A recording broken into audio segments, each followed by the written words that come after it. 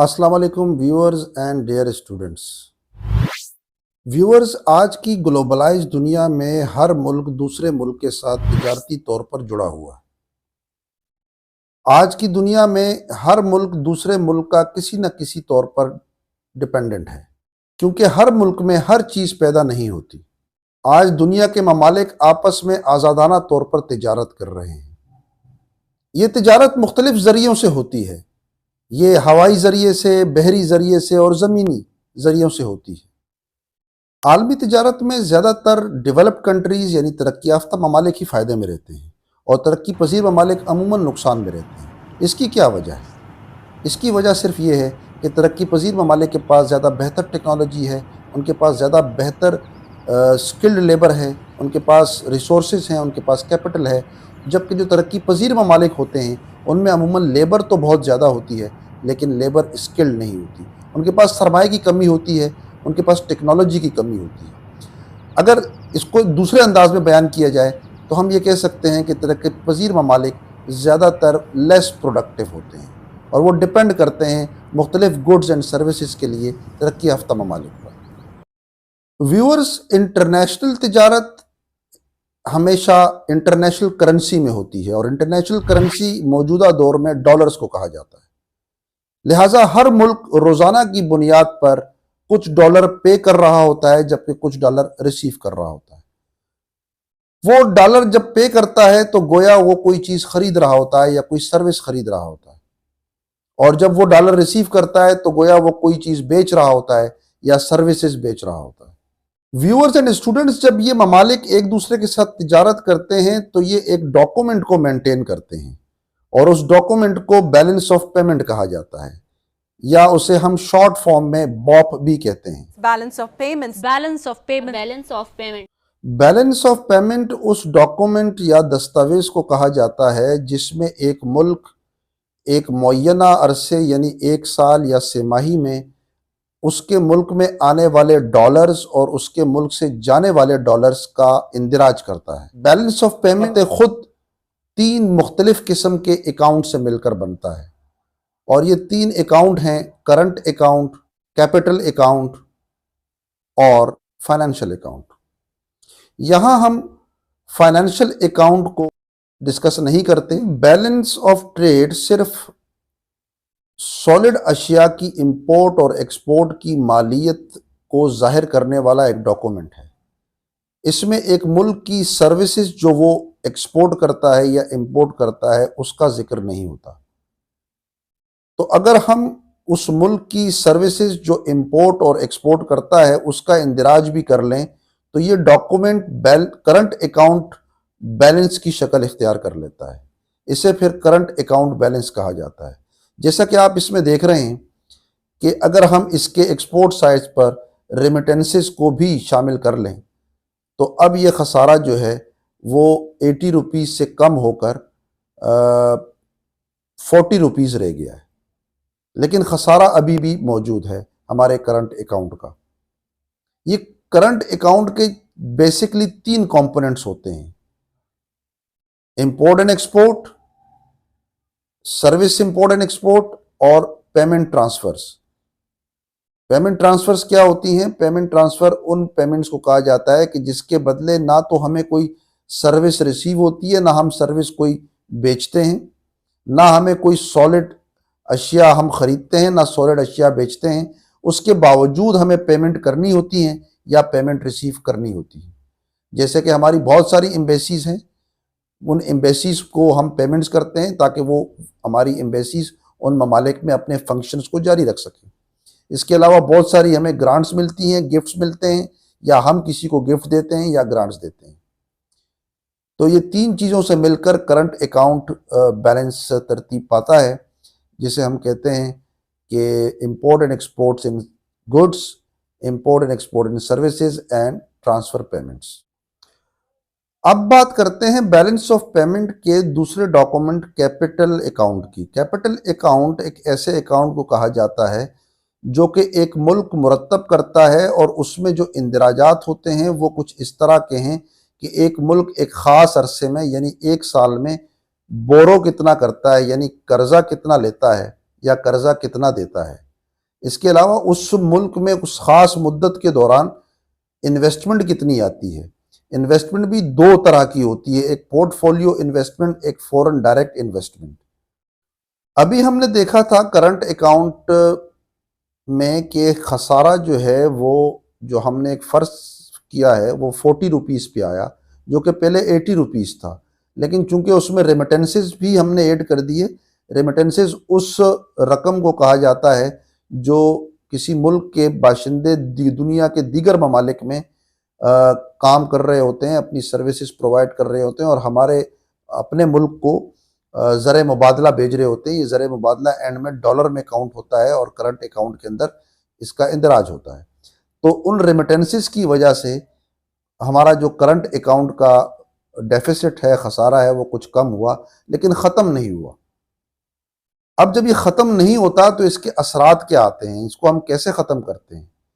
तो capital account में जैसे हमने जिक्र किया, वो मुल्क कुछ बोरो करता है, कर्जा लेता है ताकि अपने करंट अकाउंट को बैलेंस कर सके या एक नॉमिनल साइज पे ला सके, कम से कम खसारा पे ला सके। लेकिन इसके कॉन्सिक्वेंसेस होते हैं। इसका सबसे बड़ा असर ये पड़ता है कि अगर आपका करंट अकाउंट खसारे में जा रहा है और खसारा बहुत ज़्यादा है तो आपकी लोकल करेंसी पर उसका दबाव आता है। व्यूअर्स एंड स्टूडेंट्स, दुनिया में इकोनॉमिक्स और इकोनॉमिक्स को लेकर हर चीज़ का दारोमदार law of demand and supply पर है, जिसे हम कानून तलब और रसद कहते हैं। जब किसी मुल्क में इंपोर्ट ज्यादा हो जाती है तो इंपोर्टर्स को डॉलर्स की जरूरत होती है। डॉलर की जरूरत ज्यादा होती है जबकि डॉलर की सप्लाई कम होती है। हम जानते हैं कि डॉलर की सप्लाई हमें सिर्फ एक्सपोर्ट्स के जरिए मिलती हैं, हमें रेमिटेंसेस के जरिए मिलती हैं, या हमें ग्रांट्स के जरिए मिलती हैं, या हमें बोरो करते हैं, हम कुछ शॉर्ट टर्म या लॉन्ग टर्म डेप्ट बोरो करते हैं। इसके अलावा और कोई तरीका नहीं। लिहाजा हम उस मुल्क की करेंसी पर बहुत ज़्यादा दबाव पड़ता है और करेंसी डी वैल्यू होना शुरू हो जाती है डॉलर के मुकाबले। व्यूअर्स, पाकिस्तान को भी मौजूदा हालात में यही मसला दरपेश है। पाकिस्तान की जो बैलेंस ऑफ पेमेंट है वो डेफिसिट में जा रहा है, क्योंकि हमें अदायगियाँ ज़्यादा करनी पड़ रही हैं और हमें जो रिसिप्ट हो रही हैं, जो रिसीव हो रहा है amount in terms of dollar, वो उसकी मिकदार कम है। लिहाजा हम अपनी तारीख के बहुत बड़े खसारे का इस वक्त शिकार हैं, और ये शिकार हम इसलिए हैं कि हमने माजी में इंपोर्ट के ज़रिए अपनी इकोनॉमी को ग्रो करने की कोशिश की। जब भी हम कंजम्पशन को बढ़ाते हैं तो हमारी इंपोर्ट बढ़ती हैं। इंपोर्ट जब हमारी बढ़ती हैं तो उस हिसाब से हमारी एक्सपोर्ट नहीं बढ़ती। देखिए, मैं आपको एक बुनियादी प्रॉब्लम बताऊं। हम जब ग्रोथ करते हैं इस इकोनॉमी में 5.5% 6% होती है, उसके फ़ौरन बाद आप देखती हैं 3-4 साल के बाद क्रैश होता है, क्योंकि हम कंजम्पशन बूम ले उसकी वजह से बढ़ जाते हैं, एक्सपोर्ट बढ़ नहीं पाते, हमारे पास फॉरेन एक्सचेंज नहीं होता, हम क्रैश लैंडिंग हो जाती है वो जहाज़ की जो चलता है। लेकिन ये तो बज़ाहिर बड़ा आसान सा एक हल नज़र आता है कि अगर हमारी एक्सपोर्ट हमारी इंपोर्ट से ज़्यादा हो जाएं, यानी हमारी बैलेंस ऑफ पेमेंट खसारे में ना रहे बल्कि सरप्लस में चला जाए, तो न सिर्फ ये कि इससे हमें इन टर्म ऑफ डॉलर बहुत ज़्यादा इनकम होगी, बल्कि हमारे रुपए पर दबाव भी ख़त्म हो जाएगा, बल्कि हमारा रुपया जो है वो अप्रिशिएट करेगा। तो हम क्यों कर अपनी बैलेंस ऑफ पेमेंट में, अपने करंट अकाउंट में अपनी एक्सपोर्ट को नहीं बढ़ाते और अपनी इंपोर्ट को कम नहीं करते। यकीनन ये बात बिल्कुल दुरुस्त है, ऐसा ही हमें करना चाहिए। लेकिन व्यूअर्स एंड स्टूडेंट्स, ऐसा करना इतना आसान नहीं है। आइए इसको समझने की कोशिश करते हैं कि ऐसा करना शॉर्ट टर्म में इतना आसान क्यों नहीं है। वाज़ेह रहे कि हल यही है, लेकिन शॉर्ट टर्म में ऐसा करना बहुत मुश्किल होता है। स्टूडेंट्स, अगर हम अपनी एक्सपोर्ट को बढ़ाएंगे तो इसके लिए हमें 2 से 3 चीज़ें दरकार होती हैं। नंबर 1, हमें इंटरनेशनली compete करने के लिए क्वालिटी प्रोडक्ट्स बनानी पड़ेंगी, क्योंकि इंटरनेशनल मार्केट्स में बायर के पास बहुत सारे ऑप्शंस होते हैं। इंटरनेशनल मार्केट में हम जो प्रोडक्ट्स बनाएंगे वो इंटरनेशनल मार्केट में compete करने के काबिल हो quality wise. Number 2, international market में हमारी प्रोडक्ट्स को compete करने के लिए ज़रूरी है कि वो लो कॉस्ट पे प्रोड्यूस हो। इसके लिए ज़रूरी है कि मुल्क में एनर्जी के प्राइसेस कम हो, रॉ मटेरियल कम दामों में मिले और लेबर हमारे पास चीप हो। इनमें से लेबर तो हमारे पास चीप है, लेकिन हमारे पास रॉ मटेरियल महंगा है। इसमें हमारे पास जो है वो क्वालिटी प्रोडक्शन करने के लिए हमारे पास टेक्नोलॉजी नहीं है। इवन कि बहुत सारी एक्सपोर्ट्स के लिए हमें रॉ मटेरियल भी इंपोर्ट करना पड़ता है। तो शॉर्ट टर्म में अपनी एक्सपोर्ट्स को बढ़ाना इतना आसान काम भी नहीं है। अब हम आते हैं इंपोर्ट की तरफ। अगर हम इंपोर्ट को कट करें और इंपोर्ट पर पाबंदी लगा दें तो ये एक इंटरनेशनल प्रोटोकॉल के ख़िलाफ़ है, क्योंकि इंटरनेशनली हम सिग्नेटरी हैं WTO के और हम किसी प्रोडक्ट पर पाबंदी नहीं लगा सकते। हाँ, हम उस पर टैरिफ लगाकर कस्टम ड्यूटी बढ़ा सकते हैं। कस्टम ड्यूटी बढ़ाने से वो प्रोडक्ट लोकली महंगी हो जाती है, जिससे इंपोर्टर जो है वो डिस्करेज होता है और उसको इंपोर्ट नहीं करता। लेकिन अगर हम ड्यूटी बढ़ा देते हैं तो इसका एक और कॉन्सिक्वेंस आता है, और वो ये कि हमारे मुल्क में बहुत ज़्यादा एम्प्लॉयमेंट इंपोर्ट ओरिएंटेड गुड्स पर चल रही है। अगर हम बहुत सारी इंपोर्ट पर टैरिफ लगाकर उसको डिस्करेज करें तो यहाँ पाकिस्तान में अनएम्प्लॉयमेंट बहुत हो जाएगी। लिहाजा ये बहुत टेक्निकल काम है, बहुत बारीक काम है, और इससे बहुत गौर व गौस के बाद बड़े ही महारत के साथ कुछ इंपोर्ट्स पर टैरिफ बढ़ाना पड़ता है, एक्सपोर्ट को सब्सिडाइज करना पड़ता है, एक्सपोर्टर्स को मराद देनी होती है, उनकी कॉस्ट ऑफ प्रोडक्शन कम करनी होती है। लॉन्ग टर्म में ऐसा मुमकिन है, लेकिन इसके लिए एक मजबूत पॉलिसी की ज़रूरत होती है। और अगर हम कुछ एक्सपोर्ट बढ़ाते भी हैं तो एक्सपोर्ट भी हमारी इंपोर्ट की मरहून मन्नत होती है। यानी आसान अल्फाज में अगर कहा जाए कि अगर हम अपनी टेक्सटाइल इंडस्ट्री में अपनी एक्सपोर्ट बढ़ाते हैं तो इसके लिए हमें कॉटन इंपोर्ट करना पड़ता है, क्योंकि लोकली कॉटन हमारे यहाँ इतना प्रोड्यूस अब नहीं हो रहा। इसके अलावा हमें मशीनरी इंपोर्ट करनी पड़ती है। तो अगर हम नेट इंपोर्ट को उस एक्सपोर्ट से माइनस कर दें तो हमारी एक्सपोर्ट्स ना बढ़ने के बराबर होती है। लिहाजा इसका नतीजा ये निकलता है कि हमारे रुपए पर इसका दबाव आता है और हमारा रुपया दिन ब दिन डिवैल्यू होना शुरू हो जाता है और कमज़ोर होना शुरू हो जाता है, जबकि डॉलर जो है वो रोज़ बरोज़ तगड़ा होना शुरू होता है। और इस तरह से क्या होता है कि लोकली डोमेस्टिकली इन्फ्लेशन यानी महंगाई आती है, अशिया जो है वो महंगी हो जाती है। क्योंकि पाकिस्तान का मसला व्यूअर्स एंड स्टूडेंट्स ये है कि पाकिस्तान में हमेशा कंजम्पशन बूम के ज़रिए आर्टिफिशियली अपनी इंपोर्ट को बढ़ाकर हम अपनी जीडीपी की ग्रोथ को शो करते हैं। यकीनन इससे हमारी ग्रोथ बढ़ती भी है, हम 4, 5, 6% पर भी ग्रो करते हैं, लेकिन 3-4 साल के बाद हमारा बैलेंस ऑफ पेमेंट इसको सह नहीं पाता, क्योंकि इंपोर्ट बढ़ने से एक्सपोर्ट हमारी बढ़ती नहीं, जिससे बैलेंस ऑफ पेमेंट हमारा मुतासिर होता है और उसका अल्टीमेट दबाव हमारे रुपीस पर पड़ता है। हमारा रुपी जो है वो डिवैल्यू होता है और हमारा डॉलर एप्रिशिएट होता है। इसका नतीजा ये निकलता है कि मुल्क में महंगाई का एक सैलाब आ जाता है।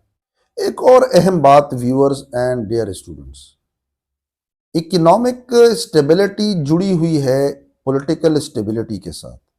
दुनिया में कोई भी मुल्क ऐसा नहीं है जिसने इकोनॉमिकली तरक्की की है बावजूद इसके कि वहाँ सियासी इस्तेहकाम नहीं है। ऐसा नहीं हो सकता, क्योंकि जो कैपिटल है, जो सरमाया है, वो बहुत सेंसिटिव होता है। इसीलिए उस सरमाए का हामिल इन्वेस्टर भी बहुत सेंसिटिव होता है। इन्वेस्टर कभी भी उस मुल्क में इन्वेस्टमेंट नहीं करता जहां उसे इस बात की जमानत ना हो, मुकम्मल भरोसा ना हो कि उसका पैसा डूबेगा नहीं।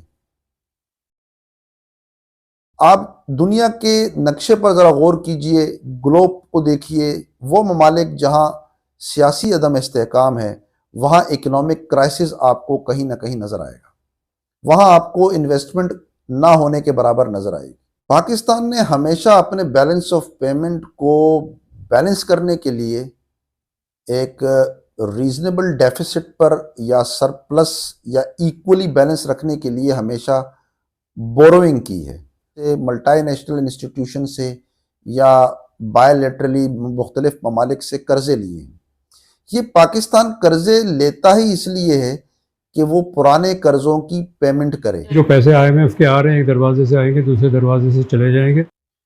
हल क्या है आखिर इन बैलेंस ऑफ पेमेंट को सरप्लस रखने के लिए या इक्वल रखने के लिए? व्यूअर्स एंड स्टूडेंट्स, हल सिर्फ एक है और वो ये है कि एक्सपोर्ट को हर हालत में बढ़ाना होगा। I repeat my words, export को हर हाल में बढ़ाना होगा।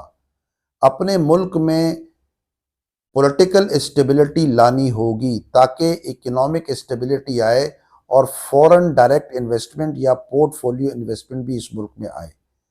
फॉरेन डायरेक्ट इन्वेस्टमेंट से और हमारी एक्सपोर्ट के बढ़ने से ही हमारा बैलेंस ऑफ पेमेंट बेहतर हो सकता है, दुरुस्त हो सकता है। हमारा बैलेंस ऑफ पेमेंट अगर दुरुस्त हो जाए तो हमारे मुल्क में बहुत सारे मसाइल, बहुत सारे इकोनॉमिकल इश्यूज खुद ब खुद आहिस्ता आहिस्ता ठीक होना शुरू हो जाएंगे। यानी इन्फ्लेशन भी कम होना शुरू हो जाएगी, एम्प्लॉयमेंट भी बढ़ जाएगी। क्योंकि याद रखिएगा, बैलेंस ऑफ पेमेंट किसी भी मुल्क की एक इकोनॉमिक आउटलुक होती है। अगर आपने किसी मुल्क की इकोनॉमिक प्रोग्रेस को देखना है तो उसकी बैलेंस ऑफ पेमेंट का मुताला कर लें।